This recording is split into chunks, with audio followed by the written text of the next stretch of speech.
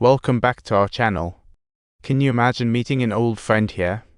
Nicola's mood soared, then plummeted, so he rushed to perform. His wallet was emptied, and now he had to rely on his violin to scrape by, only chatting with friends after the show. What a tight spot in this new era. When it comes to survival, these nobles are somewhat lucky, but good fortune can't last forever. It's a given that those on trial are heading for the grave, but who knows, they might be called back for an encore. The only escape plan is to slip away, and Nicola knows someone who can help. But these big shots are like celebs, they get noticed the moment they step outside. The Count figures it's more dignified to embrace the storm than to skulk away. After all, standing tall makes you a hero of the high seas. While getting a trim, his prized mustache got wildly hacked off, turning his pride into a punchline. This shattered the Count's dream of hiding out in the hotel forever. Soon enough, he found himself summoned for a little chat. The manager warned him that the staff couldn't call him Your Highness anymore, or else the hotel's secrets would go up in smoke. Talk about playing with fire. The manager whispered that the hotel was like a hunter's game, and they were waiting for the Count to slip up. Patience is key. The relentless torture reshaped the Count's mindset. When Nicola came back to perform, the Count rushed to him, anxiously inquiring about their escape plan. Every day, he nervously awaited news at the door, while little Nina claimed she knew the secret escape route. She's like the lookout at the ballroom, able to spot every corner and the power switch like a treasure hunter. Oh man, she must have incredible. The girl led the Count to her father's workplace, and to his shock, he discovered that Nicola was on the blacklist. To talk about better safe than sorry. When the Count informed Nicola about the list, his eyes screamed urgency. Escape quickly. It's much easier to flee solo. While she thought of other plans, Nicola left documents with the Count for future use, but the Count just chuckled and handed it back. Their interaction caught the hotel staff's eye, and soon enough, Nicola's performance turned into fireworks, and his beloved violin met a tragic end. The scene went silent, not a soul dared to speak.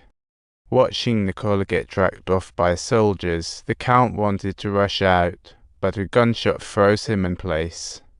A bold official lay in wait, ready for the Count to step outside. Nicola's little bribe got uncovered, but the Count narrowly escaped due to a fluke. Next time, luck wouldn't be on his side. Clearly, the manager was right, there were spies lurking. After Nicola was taken away, the Count gave up on escape, only to accidentally stumble upon a new room. Talk about a little sprinkle of lady luck. The broken roof drew the Count's attention, and thus began the secret had up for him and little Nina. What a delightful surprise. He worked hard to patch the roof and clear space, laying down carpets to create a cozy little haven. What a DIY paradise. Compared to his cold attic, this place was heaven, yet the Count still chose to sleep in the chilly loft. Talk about having a big cot at home. He fretted about soldiers and predictable searches, and the bold official's visit posed a deadly dilemma for the Count. That day, Count and Nina spied a thrilling speech from the ceiling. What a pie from the sky. Subtitle: the Count even took the initiative to approach the disseminator, repeatedly insisting, "That outfit belongs to me, it belongs to me." What a clothing clash. "You're my brother." A heartfelt confession that sparked Miss Cosrath. What a case of brotherhood turned feud. The conversation was eavesdropped on by the bold spy, and his inquiry about the Count and Miss Cor clearly had ulterior motives. "You and the Count were thick as thieves in school, despite your different backgrounds." "How could I say he's your best buddy?" "Because we are real friends, you ought to get to know his character." He aimed to dig up Miss Cor's secrets, but the Count kept mum, and the bold man left empty-handed, providing a cracking reality check. As usual, the Count wandered around the hotel, witnessing an old friend getting beaten up. What a heartbreaking scene for schoolmates. He took off his coat and handed it to someone, rushing to help. Two old pals reunited, such a heartwarming moment. However, due to ideological clashes, the atmosphere between them chilled. What a pity. People of different identities tend to have thoughts rooted in their respective classes, making mutual understanding an extremely difficult task. In a way, it rewarded the Count's bravery, as the starlet invited him for drinks. Talk about colorblind. Drinking was a cover, but joy was the key. Temporary thrills couldn't compare to the tears of a lost friendship's what a reflection.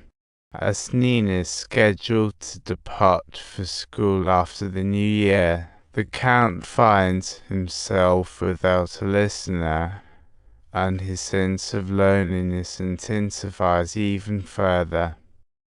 The bold official appears to have a particular fondness for the Count, constantly attempting to pry information about Miss Cough from him. Truly, a ubiquitous investigator. It felt like he was saying it didn't matter what the Count's title was, what mattered was his true self. Let's chat some more. No doubt, he said, the Count was utterly unwilling to defend his friend. On Christmas Eve, Nina and the Count shared their final dinner, and she prepared a mysterious gift for him. She asked him to open after midnight. Their time together over the year left Nina full of reluctance, what heartfelt sentiment. The Count sensed that it might still be a while before he could reunite with this friend who had accompanied him for a year, truly an unforgettable feeling. Later, the Count was invited by Miss Cotter to a festive dinner. The hotel truly embodied human essence. His celebrations didn't require luxury, but were rather intoxicating. Such joy is precious in this world. The wine could momentarily erase worries, but reality couldn't be dodged. The Count was grateful to Miss Cough for keeping him afloat. Friendship often runs deep. After midnight, the two embraced like brothers, sharing unspoken bonds. The Count opened the gift left by Nina, discovering it was the key to all the hotel doors. Sunlight flooded his future in that moment.